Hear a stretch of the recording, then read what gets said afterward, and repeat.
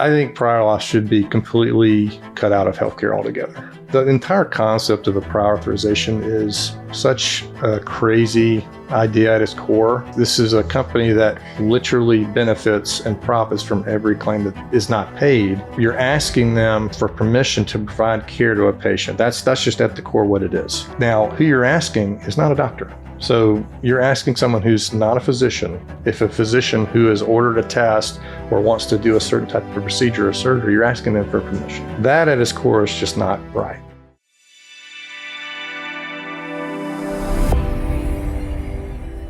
Will, thanks so much for joining us today. Yeah, thanks for having me. Appreciate it.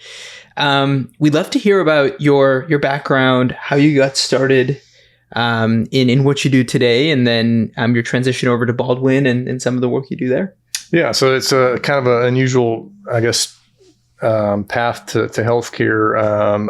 Of course, being from Alabama, deer hunting has to be involved. But when I was a kid, a family friend of ours was a med student.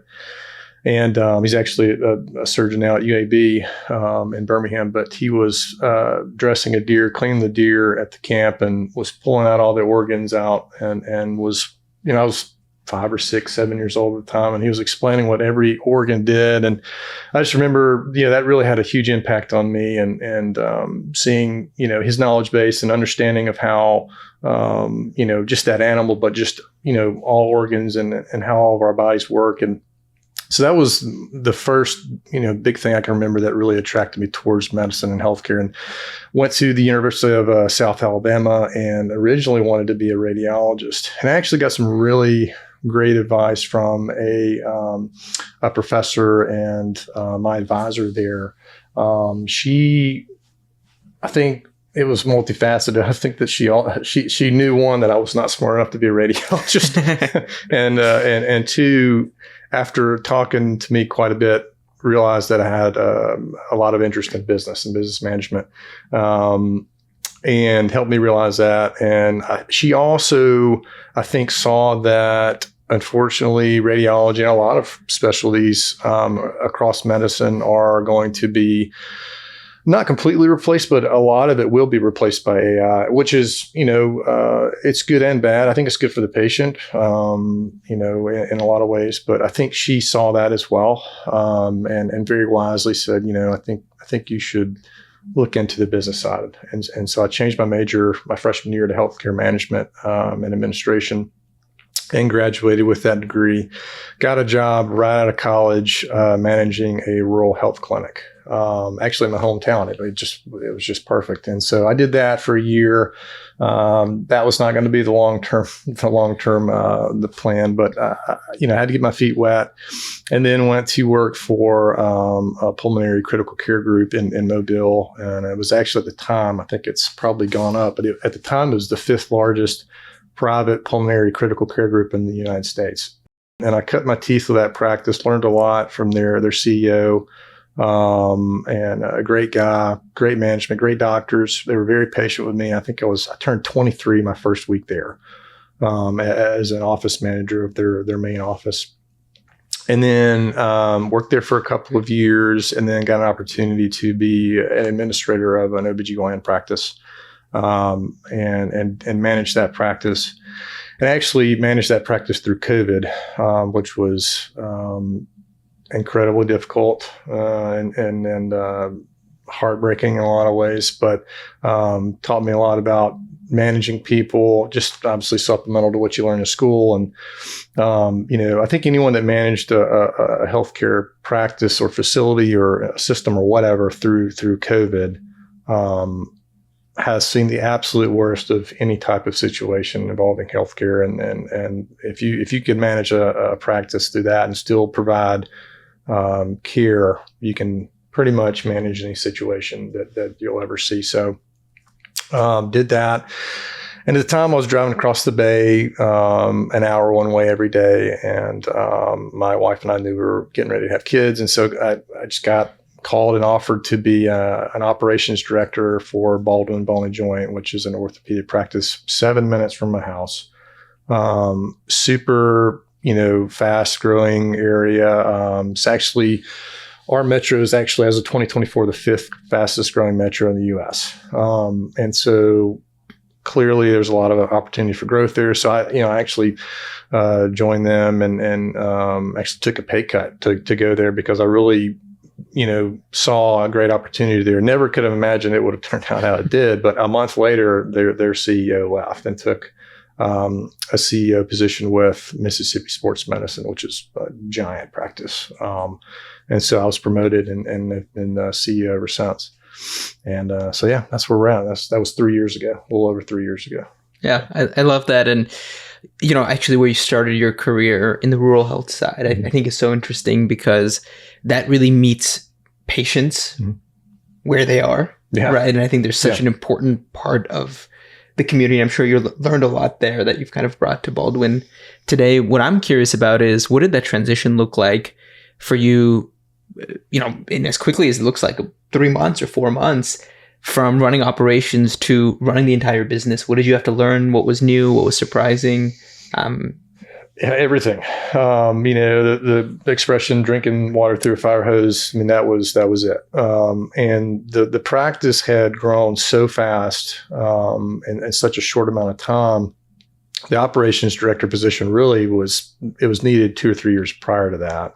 So I was already swamped with just that role's work. And then, but when I took over the entire practice, that position was never actually backfilled. So, it was a lot, but the biggest thing I think, and anyone that manages, healthcare facilities or practices knows this, a huge component of this is the doctors that you work with. Are they supportive of you? Do they allow you to do your job? Do they micromanage you, or do they allow you to do the job you've been hired to do, the job that they pay you to do? And unfortunately, in a lot of cases, that's just not the situation. That a lot of CEOs and practice managers and any position across healthcare are in the middle of. But this practice does. They understand that we hired him. He's here for a reason because we think he's the best person for the job. And so that's been a big part of it. They hire people that are motivated, that don't need them over your shoulder the entire time.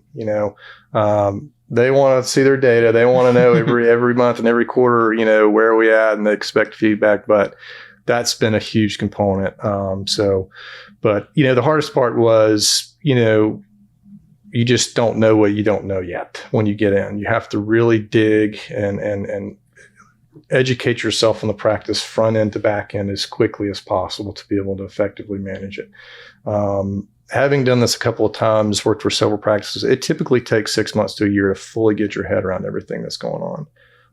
And that's on an aggressive timeline. So, what are, when you came and you started to set the culture and the mission and sort of the values, from where it was when you joined to where it is today, what is the core to the business that you operate, and specifically to the employees that work at Baldwin? Like, what do you think is the essence of someone who works with your group? I think a big part of our mission is accessibility.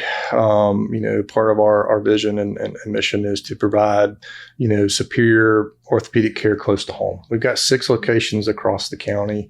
We're very accessible. We're working towards implementing some AI to where we actually can take calls from our patients 24/7, 365, and you can actually get available appointments on the call within seconds and know exactly when you can be seen. Doesn't matter if you're calling in the middle of the night on a weekend or outside of business hours.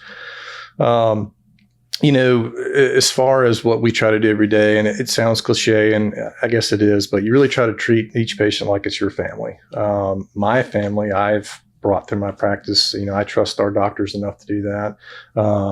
A lot of our employees have been treated by the practice. And so, we try to call every patient back within 24 hours. And we have a whole, kind of a guiding rule of commandments, or a list of commandments that we try to adhere to. And, but the biggest thing is just take pride in your work. And that's kind of a comprehensive statement to, don't just answer a clear message with yes or no.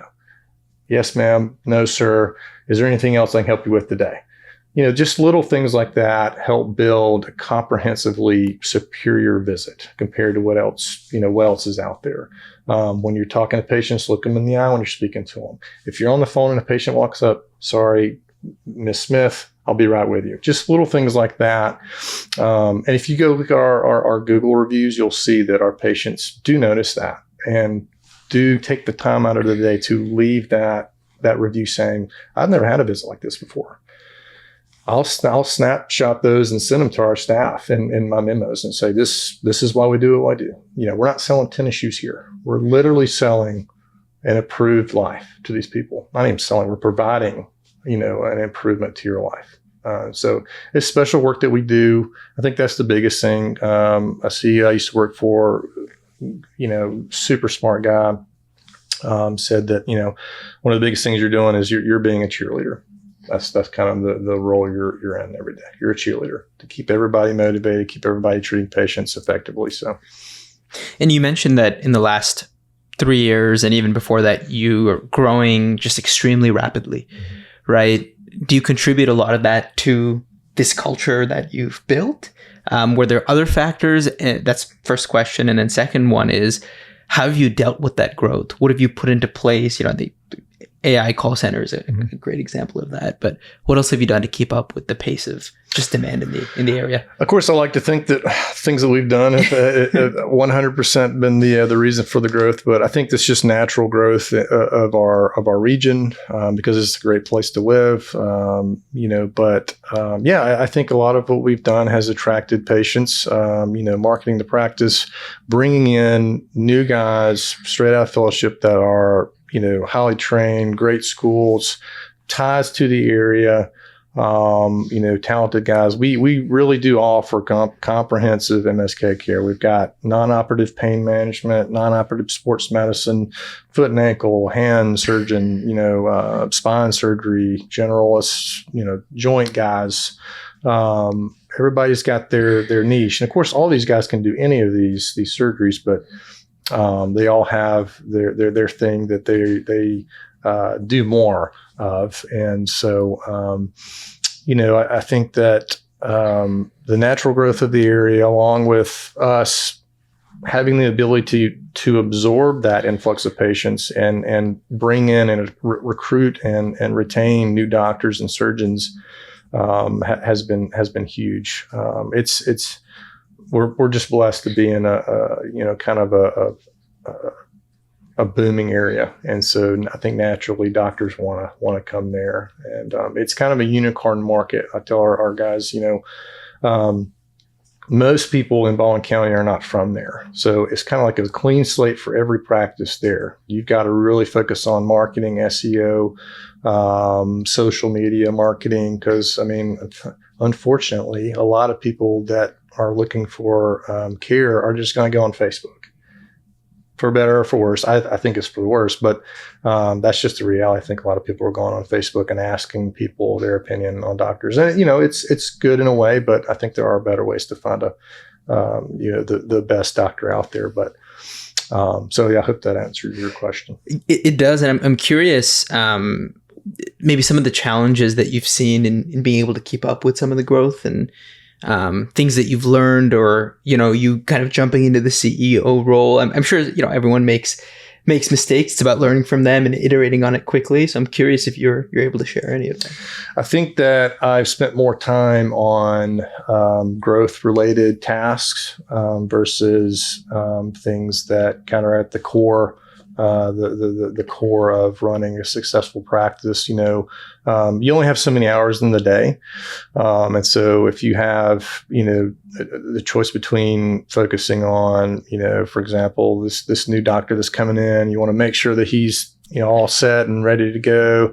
A million questions are going to come up throughout the first couple of weeks of his practice versus working on, analytics or reports that, they're getting done either way, but maybe you're delaying a bit to make sure that, so that's just kind of one example. But we have hired another C-suite. We hired a CFO, and that's been something that practice, I think, is really going to benefit from to help with things like that. It's just new challenges every day. There's always, something new come out. This just never come up before because of the growth. So I think that just trying to not allow important areas of the business to go mismanaged. That's something that, maybe I'm being hard on myself, but I think that's something that I've really had to make sure that I'm not doing. And maybe I have, but our numbers look great. The practice is growing, doing well. So I think we've done a decent job, but I'm hard on myself. I think most people that do what I do are just inherently hard on themselves. Yeah. I think it's just comes with the type of personality that wants to do this every day. So yeah. Yeah. Awesome. You spoke about the role of AI and you gave a couple examples. I'm curious in the care that you provide, what have you implemented and what are you most excited about? Maybe things you will implement to just give patients a better experience. I think the AI call attendant, we've been trying to go live with that for some time now. We were waiting on a big upgrade and that happened with our PM system. So we're about to go live with that. And like I said earlier, that's 24/7, 365. You call and you're able to be told what appointments are available.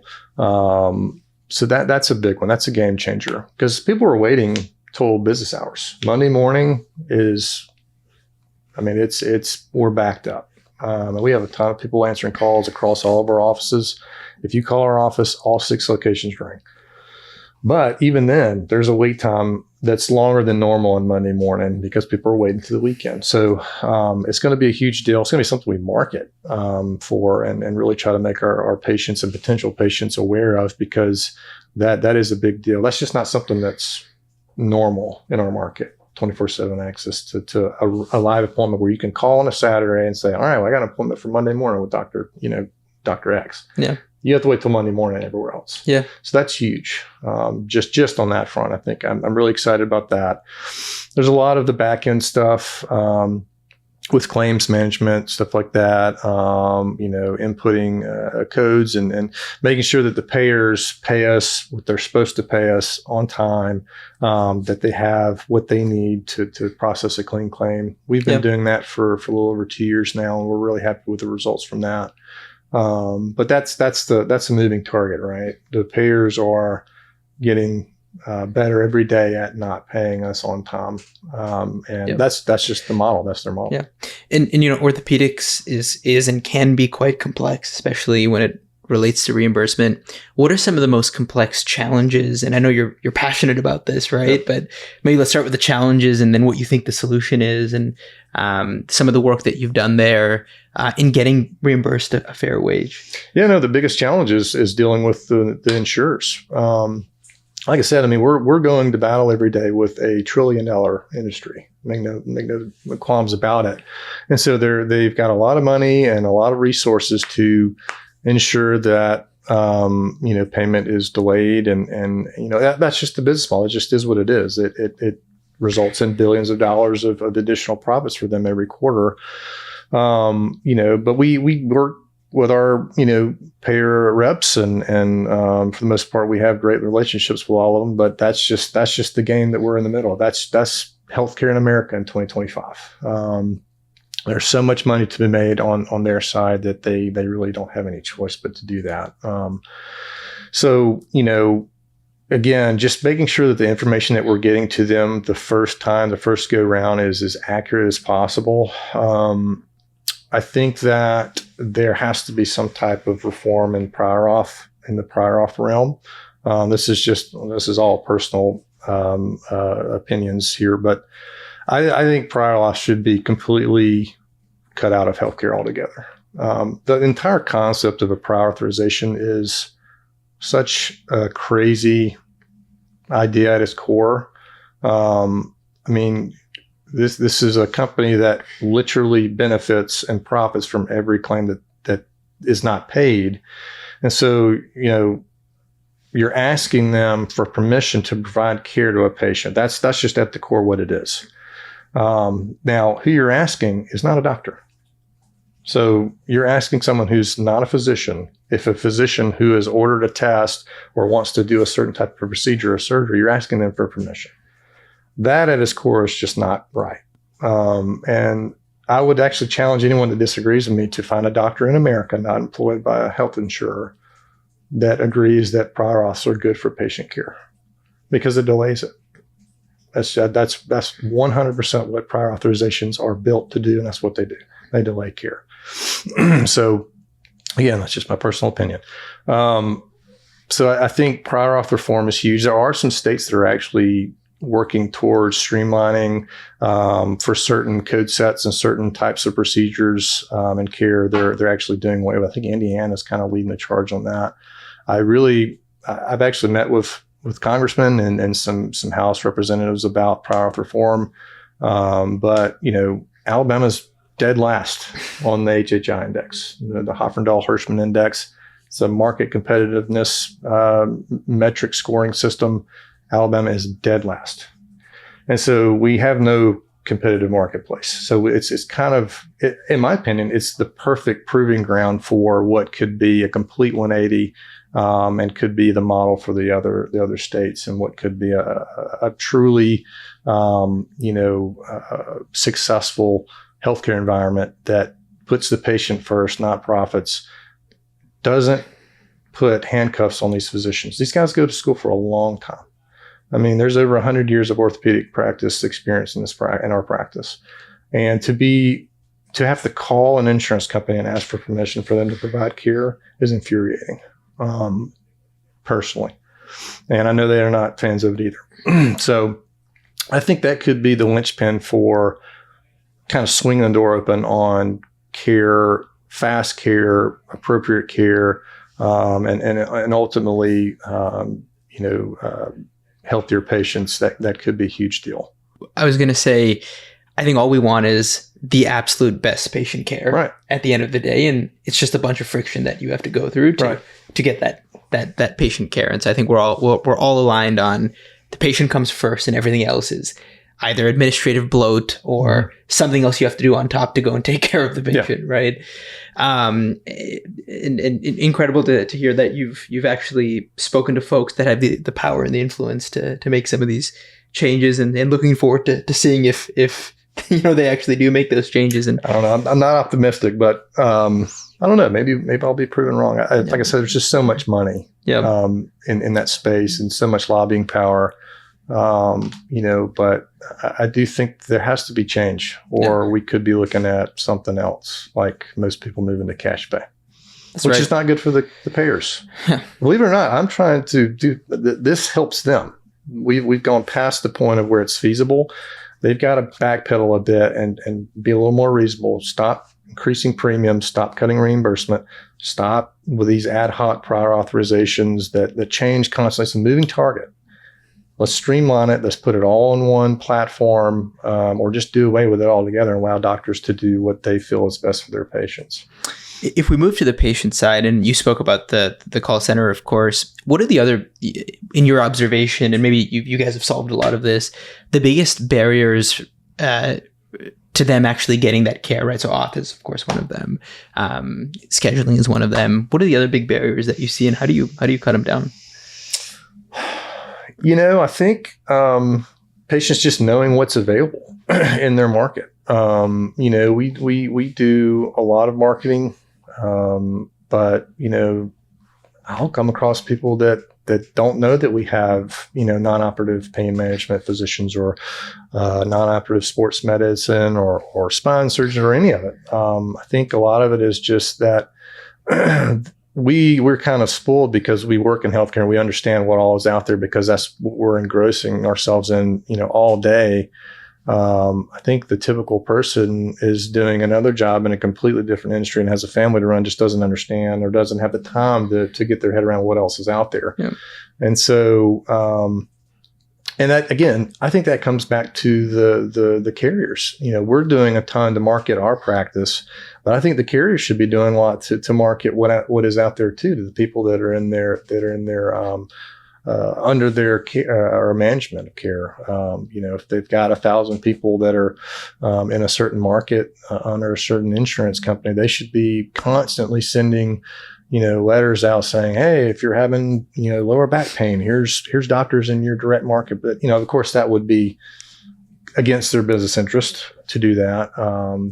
But it would be best for the patient. So it's kind of all comes down to that. But I think that's one of the bigger ones to me, is just patients aren't fully aware of what's out there. Got it. And that's in many ways, that's my job. I'm sure that's your job, right? Is get people educated, tell them what the options are, understand how they can get reimbursed. And of course that leads to a great patient experience. I'm curious, as you think about the aging population, which is what we were talking about right before we started recording, what is the role that orthopedic, I'd say, practices and groups play in relation to an aging population, and how are you thinking about that? I think a big part of it's just quality of life. Certainly our doctors could explain this better than I could ever. But, I think quality of life, maintaining that mobility, really trying to control any pain they're having, but the quality of life. If you go to our website, you can read patient testimonials from patients that have been under the care of some of our providers, and they can tell you, I couldn't lift my arms over my head 6 months ago, and now I can't. I hung a bird feeder this morning, and that comes back to kind of what we originally talked about with, what we're talking to our staff about a lot, is this is important stuff that we're doing here. We're literally changing someone's life. And we all play a part in that, from the front office all the way to the back. And so, I think helping our patients of all ages, but especially the older population, because they're obviously on the front end or in the middle of major MSK issues, pain, and our guys are highly trained, highly skilled, have a lot of experience with, assisting them and getting them to a place where they can lead a normal life, continue to lead a normal life, and not be in a wheelchair or not be, stuck inside all day and not barely able to move, and ultimately depressed and can't pick their grandkids up. They have to trust us, trust our providers, and the ones that do, they end up coming out much, much better and are able to enjoy the last section, the last part of their life. So, and you may or may not have a viewpoint on this, but I'm curious your view on some of the innovative technologies coming out. So regenerative medicine or biologics, that you and your team speak about, that you're really excited about and you're going to start implementing, or you maybe already did implement. If you have a view there, I'd love to hear about it. I'm not going to get super granular on the biologics. I think there's a lot of options there, and every doctor probably would have a different opinion on what works best for his patients. I do know PRP's been a big one. I don't want to shout out any specific drug companies, but there are some really great biologics out there. And again, that just comes down to you and your doctor, what you both, think is best for you. And that's also kind of back to what I said earlier about, patients educating themselves. You and your doctor are a team that are working together to build the best course of treatment for you. Obviously, 99% of that's driven by the doctor, because they understand what would be best for you based off, the imaging or the medical history there. But, I think there are a lot of great biologists out there right now that are, again, changing people's lives, giving them their life back, giving them that range of motion, the ability to walk, run, play pickleball. That's a huge deal where we're at, pickleball and tennis. And again, we've got people that have taken out an hour, 2 hours to sit down and go on camera and talk about how some of these treatments have changed their life and allowed them to keep doing what they love, mountain biking. Yep. We've got, folks that ride horses, do equestrian, pickleball, professional former tennis players that teach and are still able to do that because of these treatments that are out there. So, biologics are great. And just another tool in the tool belt, right? It's Every doctor has a tool belt, and I think that's a huge one right now. And I think there's a lot of potential growth there as well. Obviously, with compounding pharmacies and regenerative medicine, and peptides are huge. We don't do peptides, but I feel like it's coming. I know a lot of orthos in the U.S. are kind of involved in that space, and again, I think Alabama would probably be the last to be involved, but I think it's coming, and they work. They do work.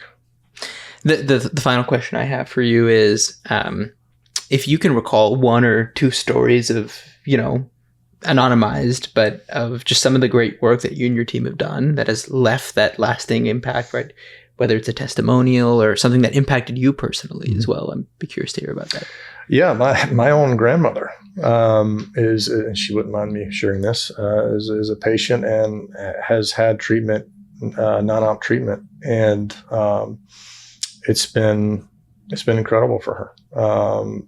She's a very active woman, and has had issues with her back the last couple of years, and we were able to do some caudal blocks for her, and I mean, really, I think in the last one she said it was a 96% improvement. So I mean, it has been a huge deal for us. That's something that really, I was proud of. Being able to we treat 70,000 plus people a year, but one of them is someone I care about deeply and personally. And so, that treating my grandmother and being responsible for the practice that, the doctors are a part of that treat her, that was pretty special. But, like I said a minute ago, like the woman who's, giving the testimonial, talking about she's able to fill up her bird food anymore. These are small things, but not to them.